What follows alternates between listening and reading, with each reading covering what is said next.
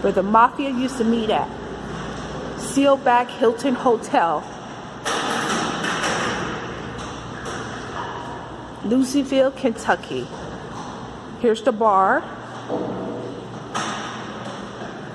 And this used to be the mafia meeting room.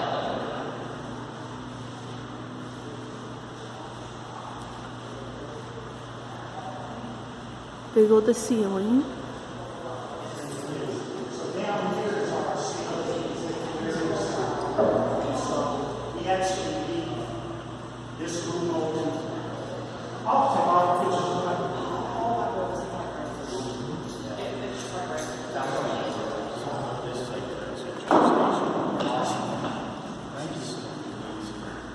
So the process to build this room took 2 years and 4 months. Yeah, the brick was all imported from Germany, and then the pelicans, as you see, are a sign of good luck. They're Italian pelicans. That's what their meaning is. When the brothers were building the room, a friend of theirs made a suggestion to them. And their friend said, if you put Italian pelicans in the room, it's a sign of good luck. So the company that assembled this room was a company called Rookwood Pottery and Tile. Rookwood is a historical 1800s ceramic pottery and tile factory. So 43 assemblers crafted the room. The pelicans are 1800s ceramic pottery. Oh, you touch them, people touch them for good luck, that's what they mean. That's what we mean. And then the wall tiles, as you see, that is the family crest. Europeans used to have symbols made up. So 2 lions and phoenix birds, their symbol. Then those are German shields on each side. Apple trees with crowns, which resemble the apple orchards. Yes, ma'am. And then I'm the fascinated by the old village great. You don't see things like those little things anymore in buildings. They get lost over time. Yes, ma'am. So each square was hand-fired, 3 different color patterns placed into the walls. That's so cool. How's everybody doing tonight? Good. You're giving me a one-on-one lesson. We just come We came in perfect timing. and now I've got a tourist. Yay! Yes. They infused the Roman cathedral type of archway design to the ceilings. All the wood throughout is American mahogany, cherry oak throughout the room. And then the balcony space right there, that was built as the manager's office in the balcony. Right here? There's a stairwell that leads up to that room, and that room is utilized for functions, bridal room for a wedding, band changing room if there's a band changing down here. So the stairwell continues to go up to the oak room, which is on the mezzanine. So I love those words. You don't hear those very much anymore. I know. So we have a room upstairs named after Al Capone in the oak room. It's a private room. Well, that'll be our next stop after we leave here. And so the room was opened up for guests and celebrations as a beer hall. Now the history of the room in 1918, when Prohibition began, it was changed into a speakeasy. Ah, okay. So alcohol was illegal in America. Yeah. And under this floor and under 4th Street, there are tunnels under 4th Street, 2.5 stories below the ground. Where we're standing, we're actually 1.5 stories below the ground. So beneath this floor is our sub-basement. And the sub-basement has tunnel exits that lead out that to way. 4th Street that are under right this floor. And so no, they ran under too. That's so cool. I did not know the Underground Railroad movement came through Louisville. Those tunnels are accessible then as well. The tunnels were made way back in the 1600s. Yeah. And then, of course, the Underground Railroad movement was 1800s. Then in 1918, the brothers would funnel illegal bourbon and moonshine under the tunnels and into this room. So basement level rooms where you purchase alcohol called speakeasies. Yeah. So they have windows, as you see, one of the levers is This broken. used to be the manager We had room a where the guy, mafias used to meet. a guy about 8 years So ago pretty had a little amazing. too much bourbon. We're gonna take broke it, a so, little quick glance around. Yeah, we can't replace that glass. No. 1903, And it's made in glass. France. So this glass is how old is it? 1903. 1903. Yes, ma'am. Where is it made at? In French, it's called French Tiffany stained glass. French Tiffany. Yes, ma'am.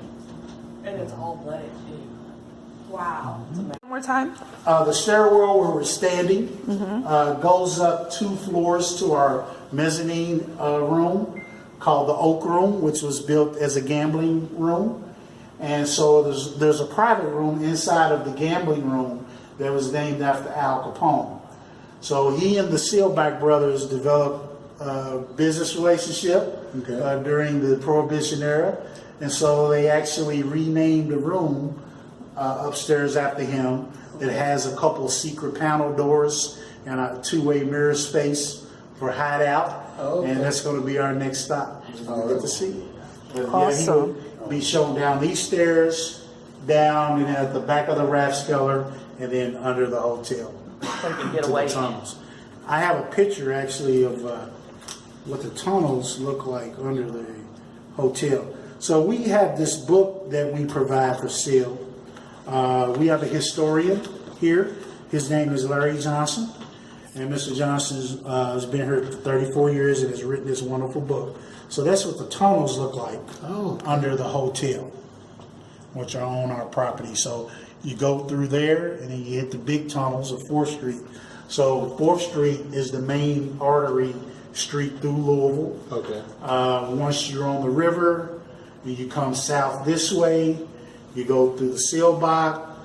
There's another historical hotel called the Brown Yes, Hotel. and it's beautiful, too. A couple of blocks down the road, and that's the Broadway area. And then as you continue going south down 4th Street, there's an area called Old Louisville, where there's a lot of I saw that earlier today. 1800s Victorian style homes. And then 4th Street drives right through the campus of the University of Louisville and continues through there. And then 4th Street runs out by where the football stadium is in Churchill Downs, right at the end of 4th Street. So It's really amazing down there on 3rd Street. Hold on. Go ahead. Right. Go ahead. What is this room that we're in right now? yes, this room is called the Oak Room. It was opened up in 1907. It is defined as a gentleman's parlor, what they called for billiards and poker. So it was pool tables and gambling up here throughout the history.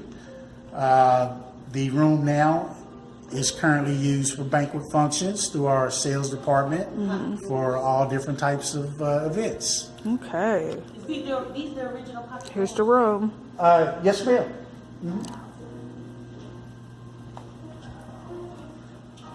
You see there's a all original bar in the center. Oh, yeah. And then we have our sommelier room in the back by the exit, where our wine and champagne storage. Pretty cool hand-carved woods throughout. And then the private room is located here in the very front, which is named after Mr. Capone.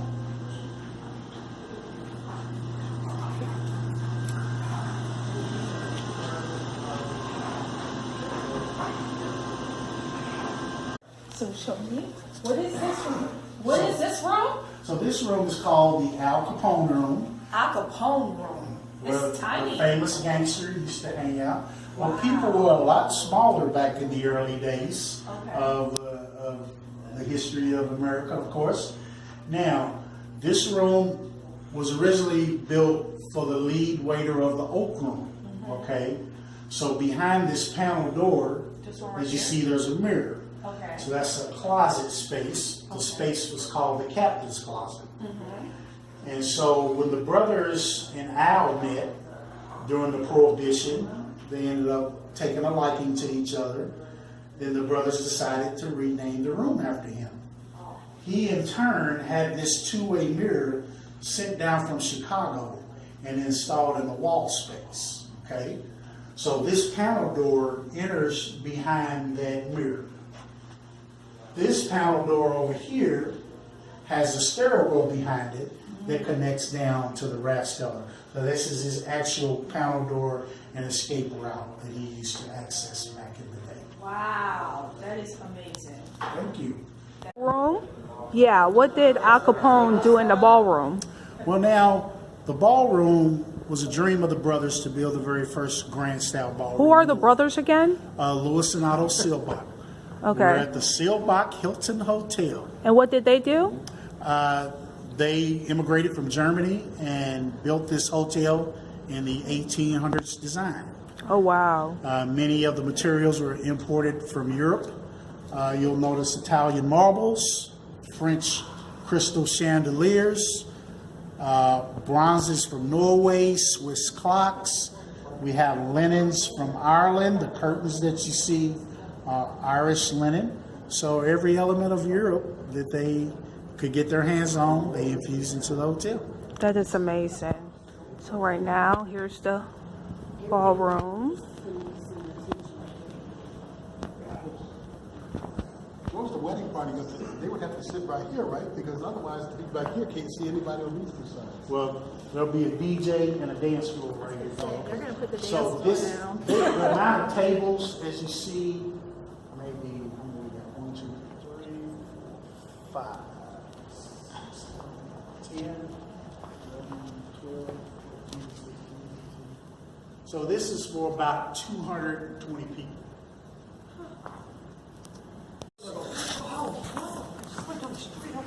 This was our tour guide, Patrick, / security of the hotel. You've done an amazing job educating us about this hotel, so just wanted to say thank you. You're very welcome. Truly appreciate it. Guys, about to enter into this hotel. This is where Al Capone used to do all his gambling. All right, you guys, I just got to see where Al Capone stayed at, his room, his the hotel where he did all his gambling, got educated about it. It was very interesting and powerful, pretty cool. I definitely will recommend for you guys to come out to this hotel and get a tour of it.